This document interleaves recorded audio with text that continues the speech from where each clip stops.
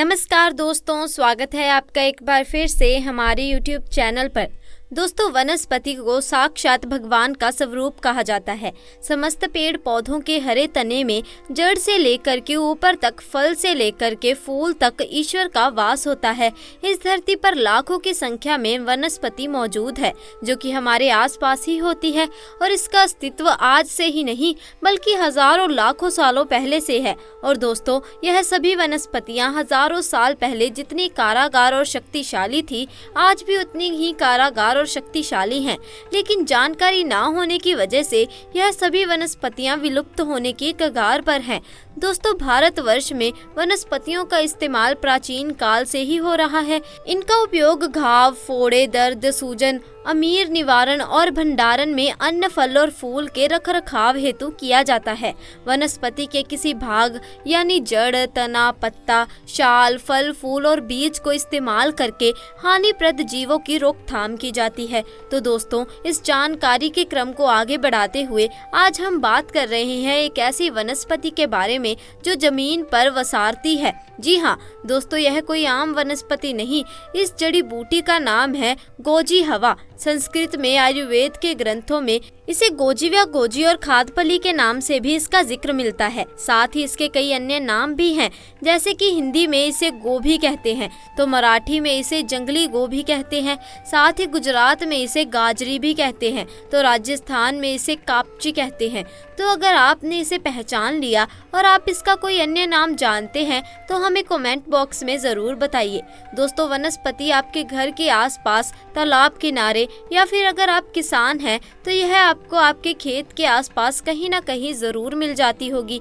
कई बार यह वनस्पति घर के आंगन में भी उग जाती है। इसकी पत्तियों का आकार गाय के जीभ के समान होता है, इसीलिए इसे गोजीवा कहते हैं।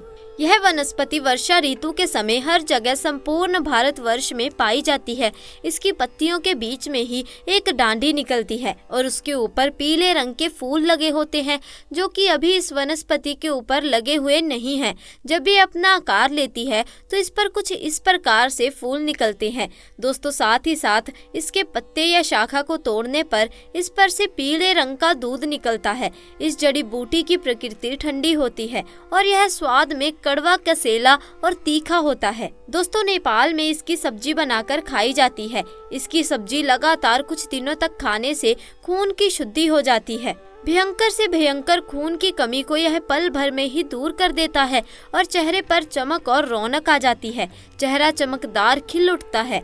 दोस्तों, यह हमारे रक्त को साफ करता है, खून में यह गंदगी को फिल्टर करता है, शरीर स्वस्थ रहता है। इसके अलावा इस वनस्पति के कई अन्य आयुर्वेदिक फायदे भी हैं, जैसे कि आप इस वनस्पति की सहायता से दांत के दर्द को ठीक कर सकते हैं। यदि दांत सड़ गए हैं, रात में सोते समय दांत में दर्द होता है, सुबह उठते समय, पानी पीते समय झंझनाहट होती है, दांत में कीड़े लगे हैं, दांत टूटने की कगार पर आ गए हैं, मसूड़ों में से खून आता है, पायरिया जैसी समस्या हो गई है, तो इसका प्रयोग करें। इसकी जड़ को सुखा लें और पाउडर तैयार कर लें। उस पाउडर में 5 लौंग पीस लें, फिर ब्रश करें। आपकी तमाम दांतों की पीड़ा दूर हो जाएगी, दांत मजबूत हो जाएंगे। दोस्तों, अगर किसी को बिच्छू ने काट लिया है तो बिच्छू के जहर को उतार सकते हैं। इसके पत्तों और जड़ के रस से चुटकी काले नमक के साथ उस हिस्से पर लगाएं जिस हिस्से पर बिच्छू ने डंक मारा हो। इससे धीरे धीरे ठीक हो जाता है। अगर इसकी जड़ को शरीर के किसी भी भाग पर बांधा जाए तो बिच्छू नहीं काटता। इसकी सुगंध से बिच्छू भाग जाता है। दोस्तों, यदि लंबे समय से खांसी हो रही है, छाती में कफ हो गया है, तो ऐसी स्थिति में इसकी जड़ और पत्ते दोनों को पीस कर छान लें और इससे रस को एक चम्मच में ले लें। थोड़ा शहद उसमें डालें और पी जाएं। इससे खांसी में बहुत आराम मिलता है। दोस्तों, इसकी पत्तियों को पीस कर चटनी बना लें, एक लेप तैयार करें और घाव पर लगाएं। धीरे धीरे घाव सूख जाता है। यदि बुखार में इसकी जड़ का काढ़ा बनाकर पिया जाए तो बुखार जड़ से खत्म हो जाता है और काफी लंबे समय तक बुखार जल्दी नहीं होता। दोस्तों, बवासीर के मरीजों के लिए यह जड़ी बूटी किसी अमृत से कम नहीं है। इसकी चटनी बनाकर देसी घी डालकर धीमी आंच पर भून भूनकर खाने से बवासीर नष्ट हो जाता है, ठीक हो जाता है। इसके साथ साथ कहीं पर घाव हो गया है, घाव जल्दी ठीक नहीं होता है, बार बार उसमें बदबू आती रहती है, तो घाव को भी ठीक कर सकते हैं। लेकिन इसका प्रयोग किसी जानकार वैद्य की निगरानी में ही करना चाहिए। दोस्तों, आज की इस वीडियो में मैं आप लोगों को पलाश के वृक्ष के आयुर्वेदिक एवं धार्मिक प्रयोग बताऊंगी, तो इस वीडियो को पूरा जरूर देखिए, क्योंकि इस वृक्ष में साक्षात भगवान कृष्ण वास करते हैं और भगवान धनवंती का वास होता है। दोस्तों, यह वृक्ष लुप्त होने की कगार पर है और यह अगर आपको कहीं भी मिल जाए तो छोड़ना मत, क्योंकि भविष्य में आपको पलाश के वृक्ष जरूर मिलेंगे। कहीं ना कहीं आप घूमने के लिए जाएंगे तो पलाश के वृक्ष मिलेंगे जरूर। और अगर आप हमारी वीडियो के माध्यम से बताए गए गुप्त प्रयोग को सीख जाएंगे तो इसके प्रयोग को भविष्य में जरूर आजमा कर देखेंगे तो आपको लाभ ही लाभ मिलेगा। तो चलिए सर्वप्रथम पलाश के वृक्ष के आयुर्वेदिक प्रयोग जान लेते हैं। दोस्तों, आयुर्वेद में पलाश के वृक्ष को अमृत कहा जाता है। आप इसे कई प्रकार की औषधियों और बीमारियों को ठीक कर सकते हैं और मैं आप लोगों को बताना चाहूँगी, पेड़ पौधे जड़ी बूटी बहुत ही ज़्यादा पावरफुल चीज़ है। मेडिसिन को असर दिखाने में काफ़ी समय लगता है, लेकिन तंत्र क्रिया वाले जो पेड़ पौधे होते हैं अपने तत्काल प्रभाव दिखाते हैं। दोस्तों, आइए इसके कुछ आयुर्वेदिक प्रयोग जानते हैं। यदि इसके पत्तों को पीस करके महिलाओं को पिला दिया जाए तो गर्भ धारण हो जाता है। जिन माताओं बहनों की गर्भ नहीं ठहरता तो मासिक धर्म के दौरान अगर इसके पत्ते को पीस कर पी लिया जाए तो गर्भ ठहर जाता है। इसका तांत्रिक प्रयोग यह है कि इस पर चढ़ करके आसमान को देखने से दिन में तारे नजर आने लगते हैं, लेकिन सफेद पलाश होना चाहिए। ऐसा कहा जाता है कि पलाश के कंद को किसी को 7 दिन तक खिला दिया जाए तो जन्मों की कमजोरी दूर हो जाएगी। अगर बुढ़ापे के कारण या फिर शरीर में बीमारी के कारण कमजोरी आ गई है और आप चाहते हैं कि आपकी कमजोरी जल्द से जल्द दूर हो जाए, आपके शरीर में ताकत भर जाए, अगर आपको थकान महसूस होती है और आप इस समस्या से छुटकारा पाना चाहते हैं तो 7 दिनों तक पलाश का कंद को थोड़ी थोड़ी मात्रा में खाना शुरू कर दे। कैसी भी कमजोरी हो वो दूर हो जाएगी। दोस्तों, आयुर्वेद के अनुसार पलाश के बीज का पेस्ट स्किन पर लगाने से दाद खाज खुजली में राहत मिलती है। गलत खान पान के कारण जब आपका रक्त दूषित हो जाए और आपकी स्किन पर मुहांसे हैं, एलर्जी है, यह सब परेशानियां आने लगे तो खून को साफ करने के लिए पलाश की छाल बहुत ही ज्यादा काम आती है। किस प्रकार से काम आती है? अगर आपको लगने लगे कि आपके खून में कोई समस्या आ रही है, गड़बड़ी आ रही है, तो पलाश की जो छाल है यह बहुत ही ज्यादा काम करती है।